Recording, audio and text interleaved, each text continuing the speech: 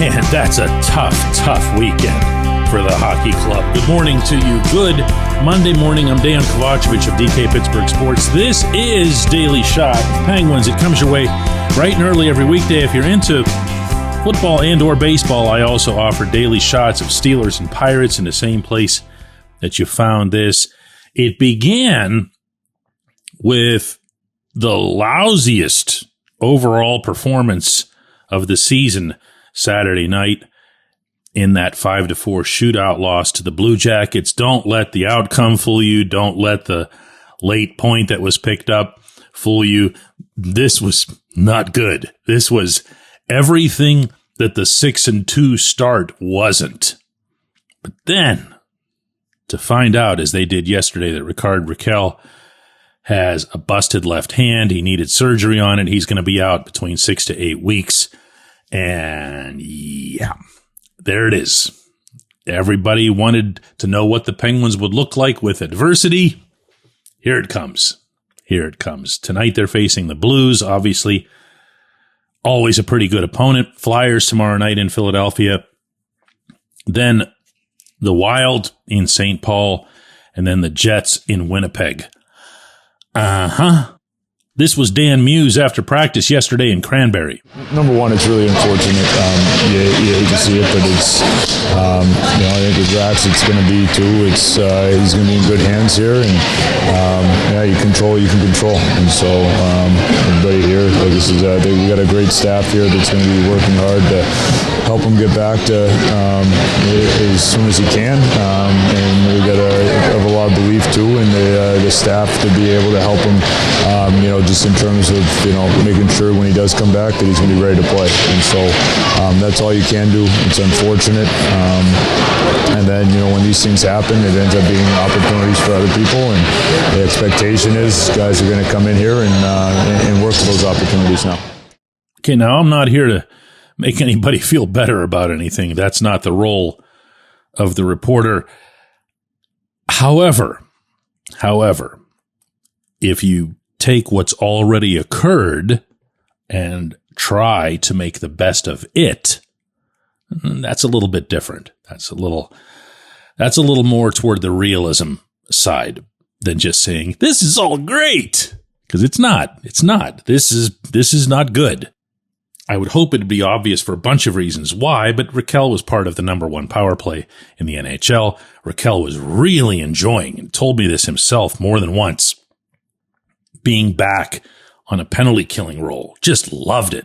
And then there's also the not so small matter of his having scored 35 goals last season and being on Sidney Crosby's line, and how he and Sid and Brian Rust had just only over the past couple of games started to really get it together. Yeah, all of that. But what happens from here? Let's try to look at this in a way that might plausibly sustain some of the progress that we've seen the Penguins make for the better part of this opening month. First and foremost, by far, they need to get back to playing closer together. Watching them spread out all over the rink Saturday night felt like the culmination of several games where they would lean in that direction but never completely cross the line. Well, they blew the line away in the first 50 minutes against Columbus. There was no discipline, no support. Other than the goals they were able to get, there was nothing redeeming from those first 50 minutes. And for that matter, if you get right down to it, although it was a very different opponent a couple nights earlier in taking down the Stanley Cup champs. If you identify this trait as just being the simple act of being hard to play against, they sure weren't that. And they need to find that instantly. They need to rediscover that by face-off tonight at PPG Paints Arena. Because the other risk that you run is if you lose that sense, if you lose that automation or reflex that was happening for them for the longest time, it does not just magically return. It can take a while. It can also be gone for good. If I'm Muse and the coaching staff, I'm showing these guys nothing but film from Madison Square Garden over the next however many hours leading up to face-off. Just sit here and watch this. What you did then to the Rangers, do that. Keep doing that. Do it to the Blues. Do it to the Flyers. Do it to the Wild. Do it to the Jets. And sometimes when you find out that you're going to be without a really good or even great player for an extended period, it can shake the whole team out of doldrums like these.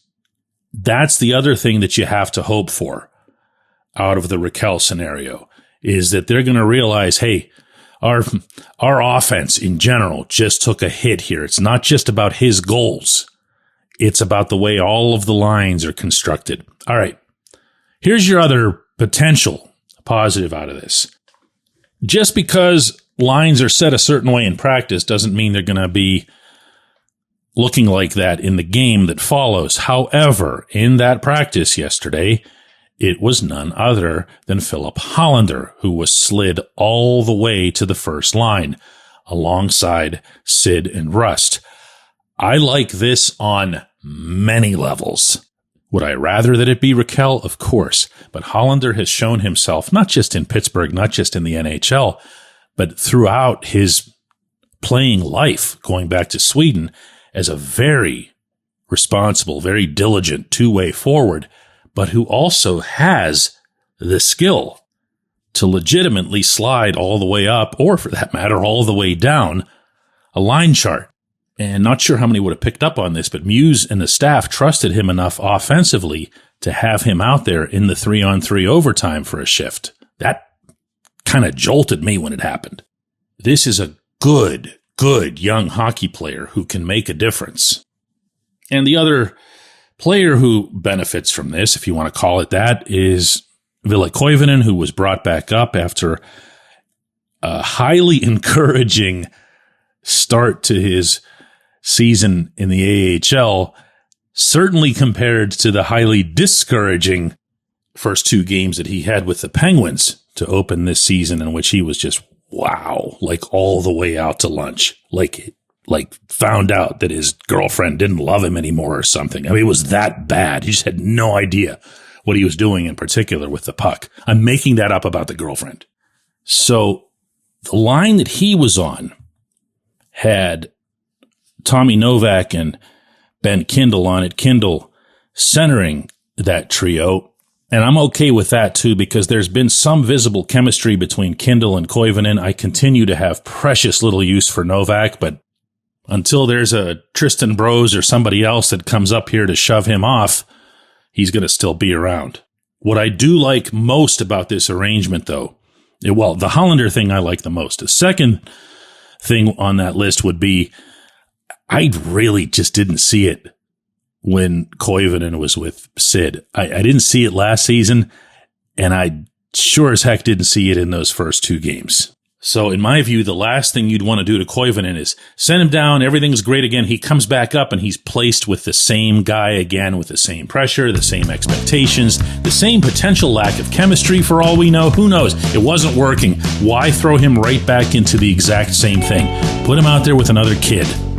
Tell him to go be productive. Make something out of this. That's what I'm saying. Make something out of it. When we come back, J1Q.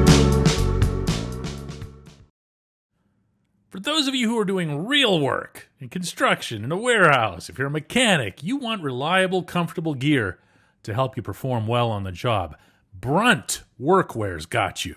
They've got waterproof boots, safety toe, soft toe, pull-on, lace-up, whatever you need. You can wear them to work, and if they're not right for you, send them back. I don't know of any other brand doing that. Brunt was tired of the workwear brands out there cutting corners. You work too hard to be stuck in uncomfortable boots that don't hold up. So they built something better. Boots that are insanely comfortable and built for any job site. For a limited time, our listeners get $10 off. Just head to bruntworkwear.com. Use the code DK Sports and you're good to go. After you order, they'll ask you where you heard about Brunt. Do us a favor here at DK Pittsburgh Sports and tell them it was from this show.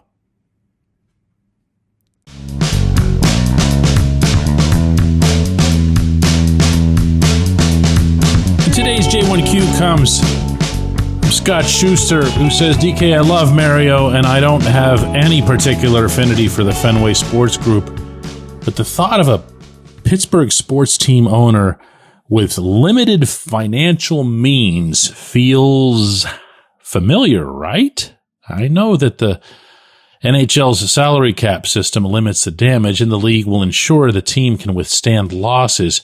But I still don't love this scenario that's unfolding. And for anybody who doesn't know what Scott's referring to, I had an exclusive report over the weekend updating everything about the Penguins ownership situation on multiple levels. I would encourage you, really encourage you, to go to the DK Pittsburgh Sports app to read it. A lot of work goes into that, and to encapsulate it here is just kind of, I feel like I'm diminishing my own product. But the gist of it is that the David Hoffman people, he's the Chicago businessman, and everybody who's associated with him, they very much remain the front runner to buy the franchise from FSG. That would be at $1.75 billion.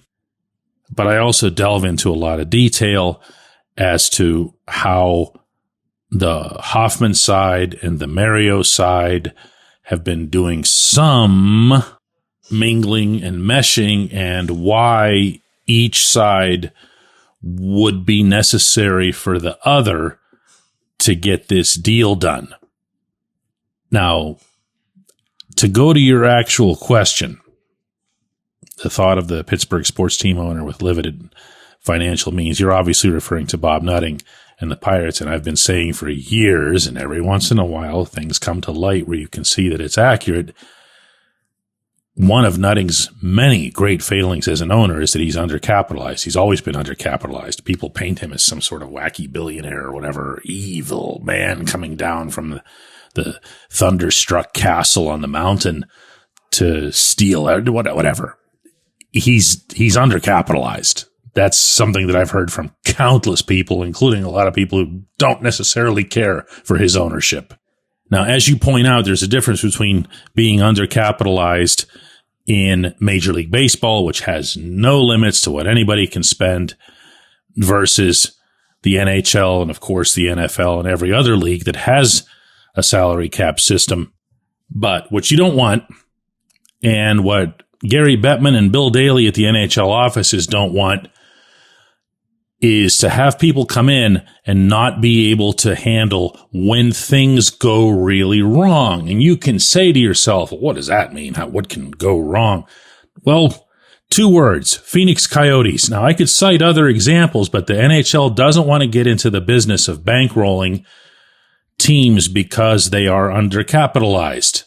And that doesn't mean you need to be a Saudi oil sheik to buy a team, but it does mean you've got to be able to weather a storm, and you've got to be able to weather it independently.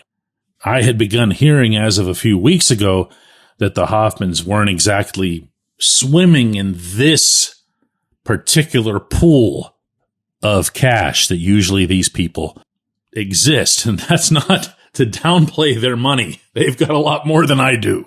But it is to say that they could use some support. They could use some backing. I'm going to do this with the Hoffmans. I keep saying this, and I'm going to stick to it. What I know about them wouldn't fill the back half of an index card. It just wouldn't. And I'm not going to judge them.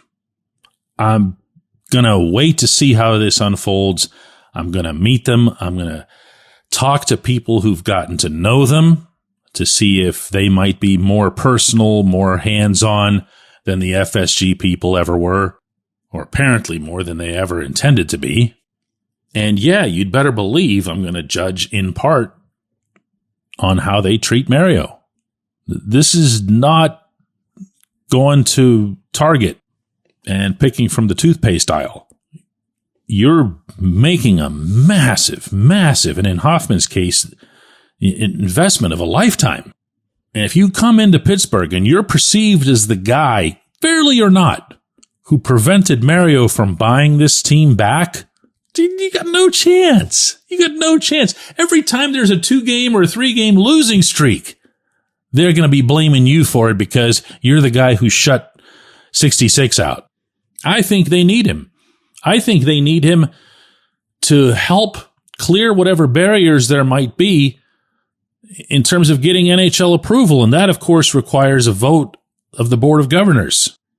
There's a very, very big difference between walking into that room as some dude from Chicago who owns an ECHL team that nobody's ever heard of before, meaning him, not the Florida Everblades, and then walking into that room with the greatest player who ever played your sport. So, patience there, Scott. That's all I'll say right now. I wouldn't sweat the financial stuff too much. There are other ways to line up cash money, including getting additional investors, including making sure that Ron Burkle's involved. Let's just see how it plays out. I appreciate the question. I appreciate everybody listening to Daily Shot of Penguins. We're going to have another one of these tomorrow.